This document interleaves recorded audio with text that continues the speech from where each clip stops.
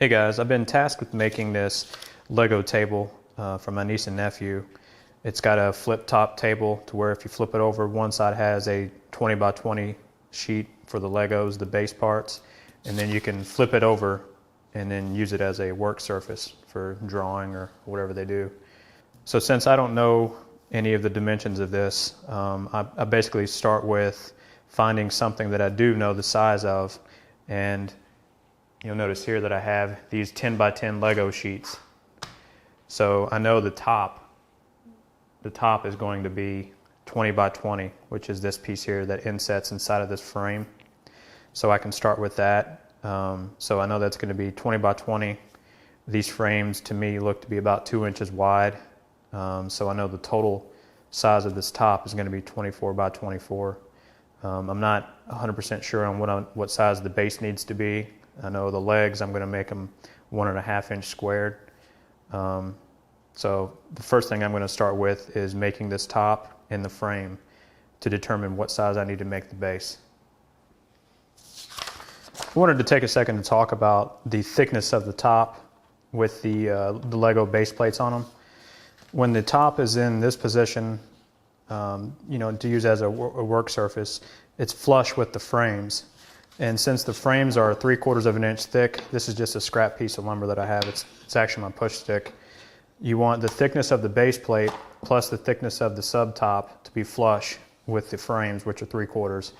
So I measured these with the caliper, and they're 3/16 thick. But you want to measure yours unless you get the same exact ones that I have. But these are 3/16 of an inch thick. So I milled my top pieces to be 9/16 of an inch. So when you glue these base pieces on, it's flush with the face frames around the top.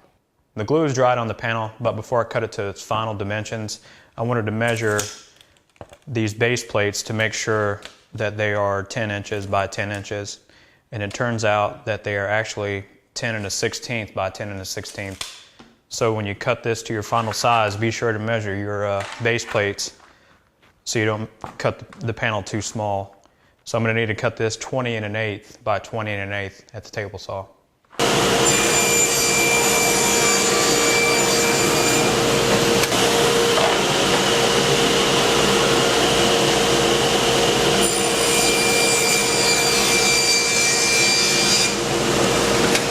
Now that the top is done, we're going to focus on building the frame that surrounds the top.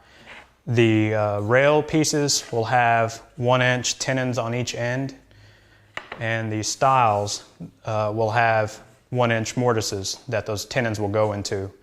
The length of the stiles, which are the side pieces, will be 24 1/8, and the length of the rails will be 22 1/8. And I'm going to cut those at the table saw using my crosscut sled. I'm going to go ahead and set this stop block for 24 1/8 inches from the blade.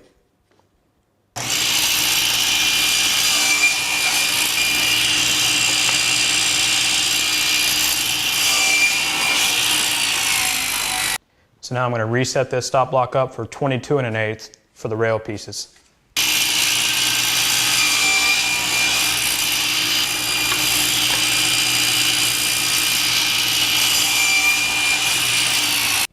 I want to talk a little bit about the joinery methods for this frame. The rails will have a 1 inch long, 1.5 inch wide tenon that is 3/8 of an inch thick. It's going to have a 1/4 inch shoulder on top and bottom, and that's going to fit into the the stiles that has a 3/8 inch wide groove in the center of it that is 1 inch deep. I'm going to be using this 3/8 inch router bit at my router table to hog away this mortise first. That way I can fit my tenon to this mortise. I've got this 3/8 inch bit in, raised a 1/4 of an inch, and I'm going to set the fence so that it's 3/16 of an inch behind the bit, or away from the bit. That way it'll center it on that 3/4 inch stile piece. Before we begin cutting, there's a couple things we need to do.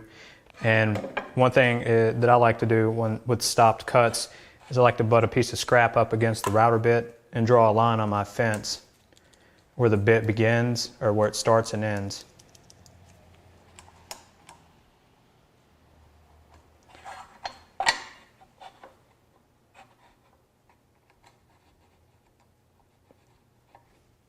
So then I'll bring a combination square over and bring these lines up to the top of the fence.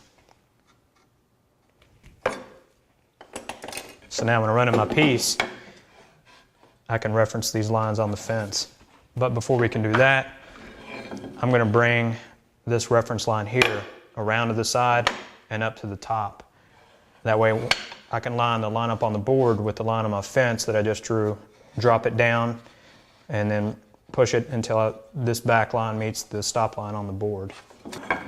To save you some time on marking these side pieces for the router fence, just take your other board, line up the edges, and transfer your marks.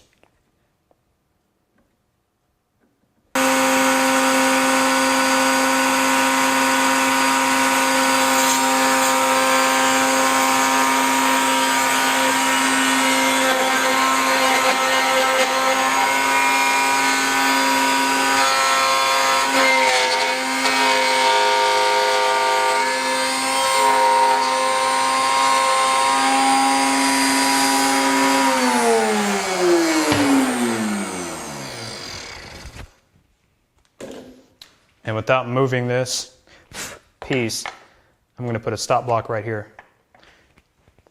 So now every other time that I run it, it'll hit that stop block. Raise the bit another 1/4 inch and run it again. I'm switching over to cut the tenons now. And I've got a 1/2 inch dado stack in that's raised to 3/16 of an inch. And it's an inch away from the fence on the outside of the blade.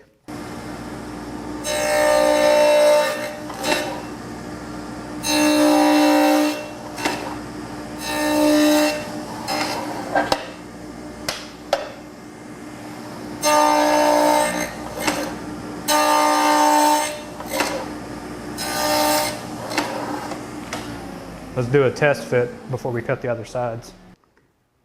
It's a little too tight, so I'm going to raise my blade a little bit and run it again. One thing to keep in mind, when you raise your blade, you're going to be doubling the height that you're raising it because you're going to run it, flip it, and run it again. So it's going to take off that amount on both sides of your tenon cheeks. So you want to raise it just a little bit and try it again.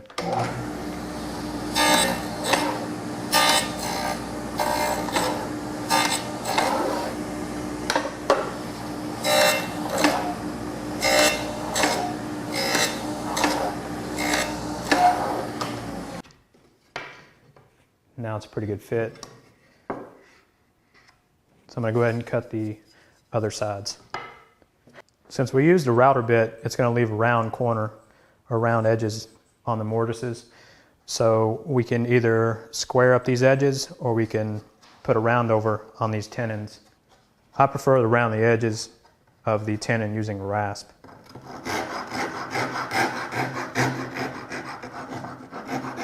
When doing this, you want to be careful not to mar the cheeks or the sides of the board here because the rasp will cut on its edge. This is a Nicholson 50 rasp.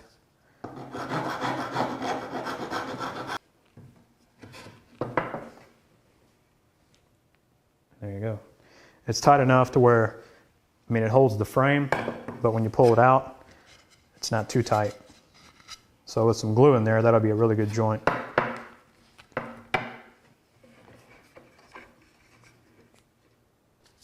Only thing left to do now is to glue, put some glue on these tenons and clamp them up. I'm just using an acid brush from Harbor Freight to apply the glue.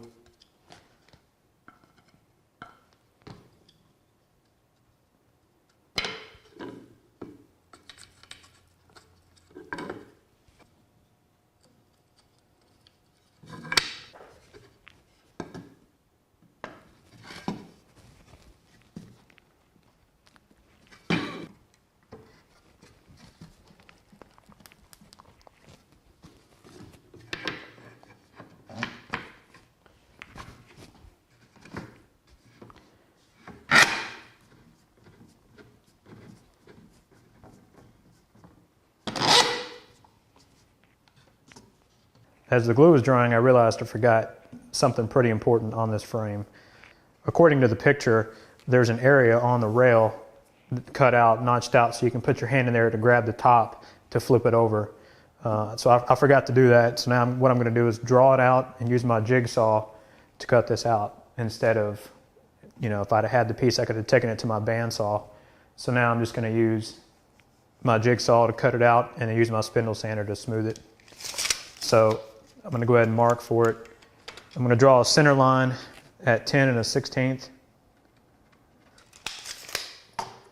And then I'm going to take the combination square and go 1.5 inches each way. So to give you a 3-inch area to put your hand. And then I'm going to measure up 1 inch from that center line. Now that I have my marks in place, I'm just going to find something that's round that I can use as a template. Just center it on the 2 points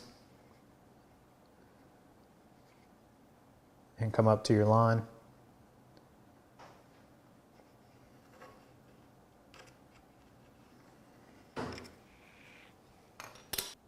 When cutting this, I'm going to stay about 1/8 inch away from my line, and I'll clean that up using my spindle sander.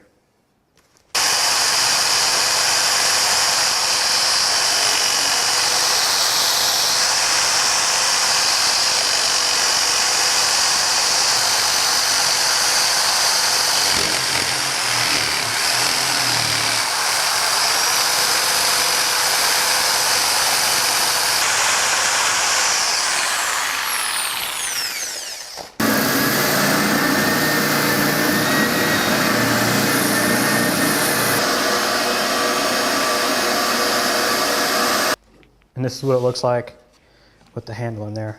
That way it makes it easier to grab to flip over. I've got all the parts milled up for the base. The skirts are going to be cut to 22 inches long, and the legs are 1.5 inch square, and they're going to be cut to 18.25 inches long here at the crosscut sled using the same methods that I did with the frame. I'll set a stop block into place and batch these out. I've got this stop block set to cut at 22 inches.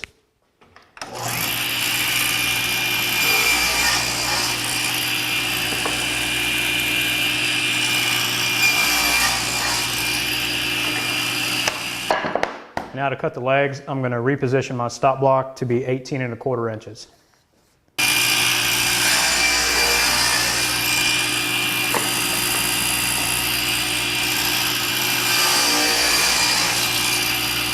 These side skirts will have curves in them, but before I cut any of the curves out, I always like to get the joinery done. That way, if we need to reference both edges of the board, we can do that and not have to worry about the curve cut out of one side. The legs will have the mortises cut in them, and the side skirts will have a 1-inch tenon that is 3/8 thick. It's identical to how you assemble the frame. I'm going to be using the router for the mortises and the dado stack in my table saw for the tenons. There is one thing to note about the side skirts, and they are inset 1/4 inch from the outside edge of the legs. So when you cut your mortise, you're gonna cut 1/4 inch for the inset plus 3/16 for the tenon cheeks on each side. So what I like to do is take all the legs and line them up so they're one big square, and then mark which the outside faces get the mortises. So what I do is I take a pencil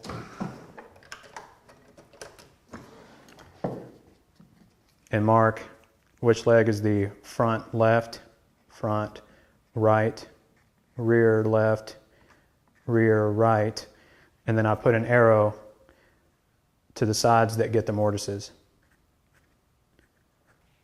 This is what I was just mentioning. I've got the legs marked here, so the front left, front right, rear left, and rear right legs. The side skirts will be going in between them this way. So the sides that will be getting the mortises will be right here where these arrows are. The side skirts will be inset 1/4 inch from these outside faces. To make the mortise cuts, I'm going to be using a plunge router this time with the same 3/8 inch straight bit. And I'm going to use the edge guide that came with my router to ride along the edge of these boards when I make the cut. I wanted to briefly explain this mortise layout. It's going to be 7/16 from the edge, outside edge of the leg, and it's going to be 3/8 inch thick or 3/8 inch wide, 2 inches long, 1 inch deep, and it's a 1/4 inch from the edge of the board, or the edge of the leg.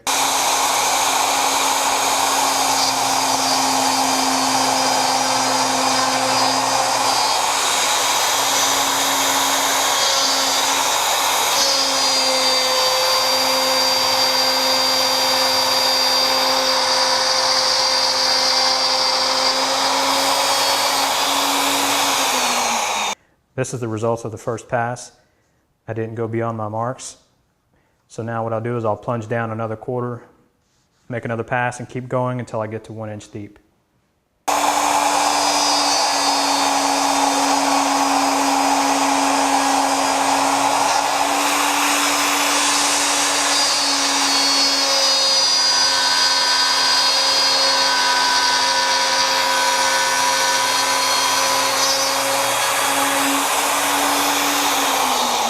So now I got the first mortise cut.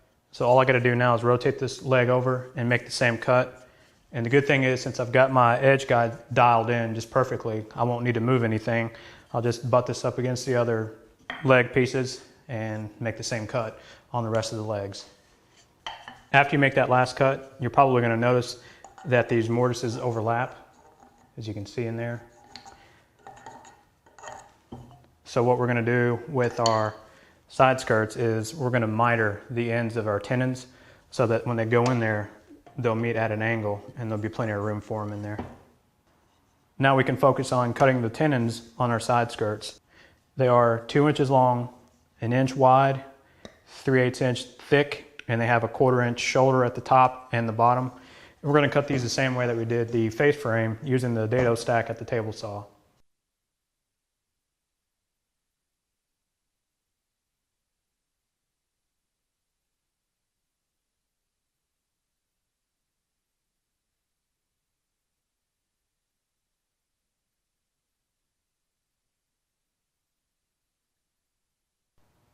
There's a couple things that I need to point out. First thing is these styles, or the side skirts, will have a miter on the end so that when they come in, since they're both at 1 inch depth, they'll come in and meet at a 45. So what I've done is cut a miter on both ends of these boards. That way they'll meet in there like this.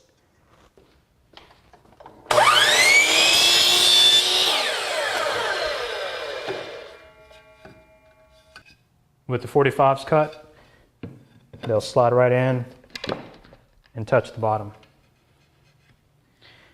And just like before, we're going to round over the edges of the tenons because the router bit leaves round edges in the mortises. As you get your tenons to fit in your mortises, put a little number on the back of the skirt and on the leg to let you know that you fit it to this mortise, because no matter what you try, you could put this tenon in this mortise and it would be loose. So as you get them to fit, put a number on there that corresponds to which mortise they go to. So what we have left on the base before we can glue it up is we're going to cut a little curve in each of the side skirts, and we're going to round it over with an 1/8 inch or a 1/4 inch round over bit, and then we'll glue the legs up, the base up, and it should be ready for some finish. But the next step will be to put some curves in the side skirts. I've got the table disassembled again, so I can go ahead and put the curves in these side skirts. And how I'm going to do that is I'm going to measure to the center of the side skirts, which is 10 inches. And then I'm going to set my combination square for 3/4 of an inch.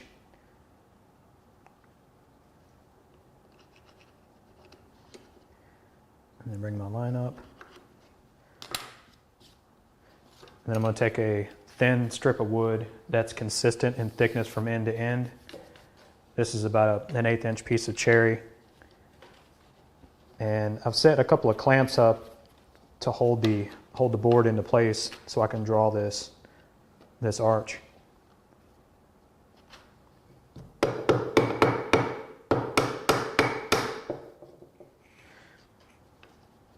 So just bring it up until it meets your line and very carefully draw it out without pushing on the cherry strip too much. That way your arch will look even on both sides.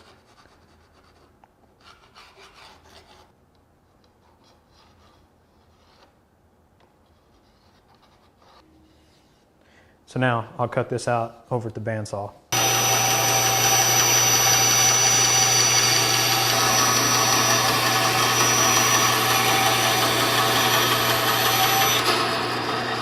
And I'm going to use my oscillating spindle sander to take me down to my line.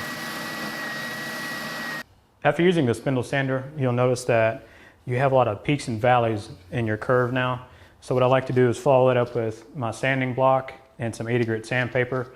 And since this curve is wide enough, you can just turn it on its side and sand out the high points to get a smooth curve. I've got a 3/16 round over bit in the router table. And the pieces that I'm going to be rounding over are the side skirt on the bottom and the inside of the curve. I'm not going to touch the top where the face frame will be laying on. I'm leaving those square.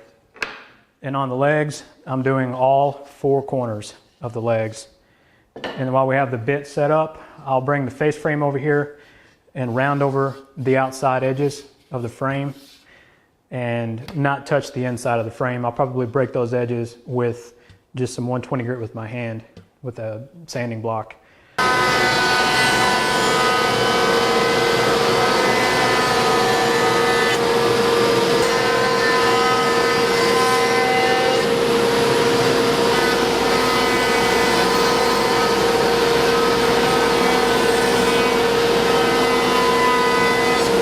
Now it's time for the funnest part, sanding. I'm going to use 80, 120, and 180 grit sandpaper in my orbital sander.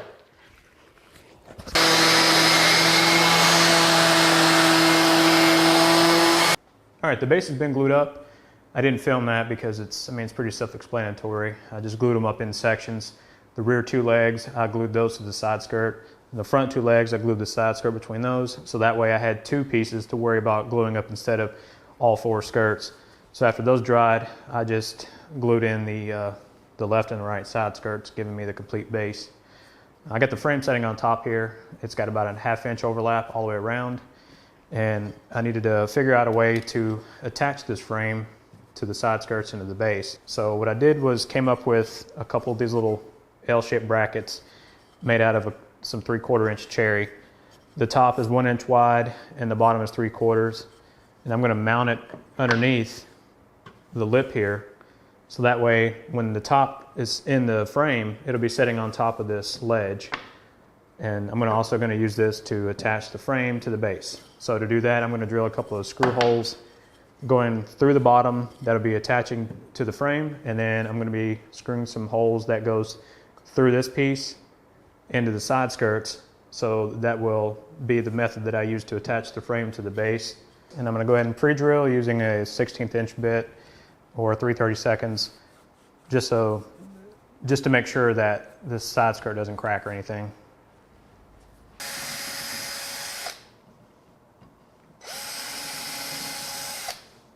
And then I'm just going to use some 1 1/4 inch square drive screws to put it in.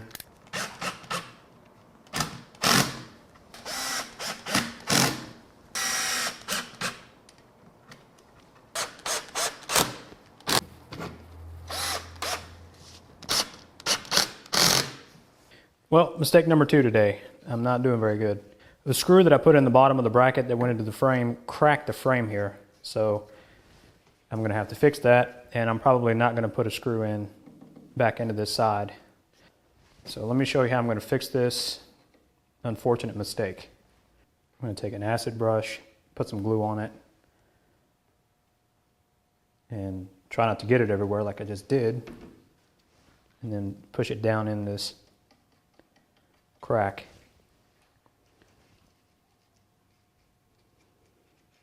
Mistakes happen. You just got to be good at fixing them. Or just make sure that no one notices it anyways.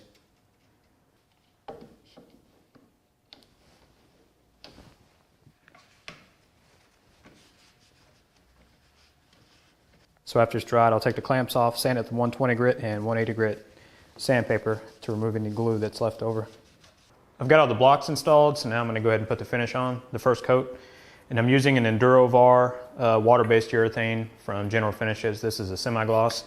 I went with this over an oil-based finish because my niece and nephew are going to be playing with this pretty much as soon as they get it, and I don't want any fumes coming off of it from an oil-based finish.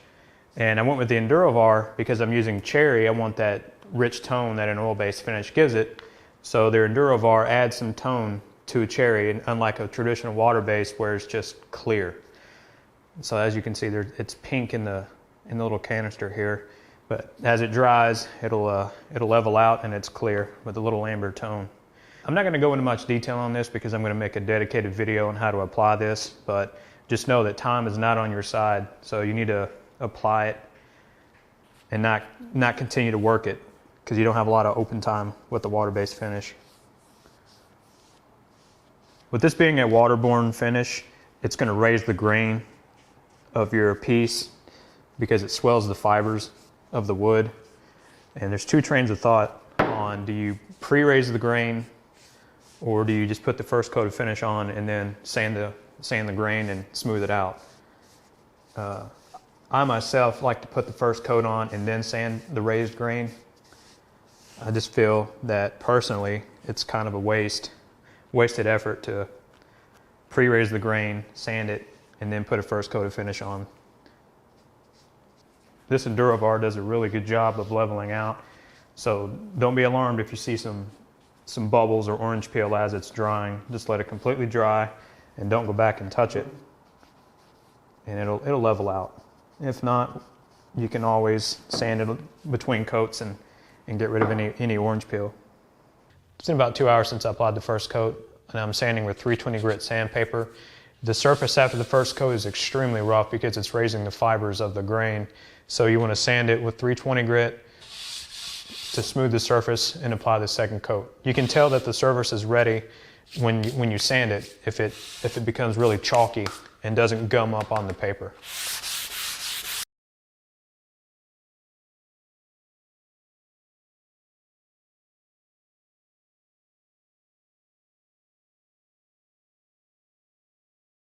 The last piece of this puzzle was to apply some liquid nails to hold down the base plates. I use these Lego pieces here to help me align these base plates so that you know that everything is square and they'll match up when everything is dried.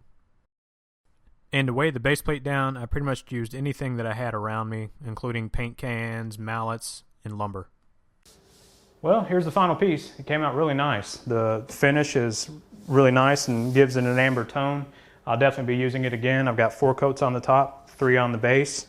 I'll probably give it a few days and come back and wax it to smooth it out a little bit more. And you can flip the top, and now you're ready to throw down with some Legos. The niece and nephew are really going to like it, and I'm sure they can't wait to see it.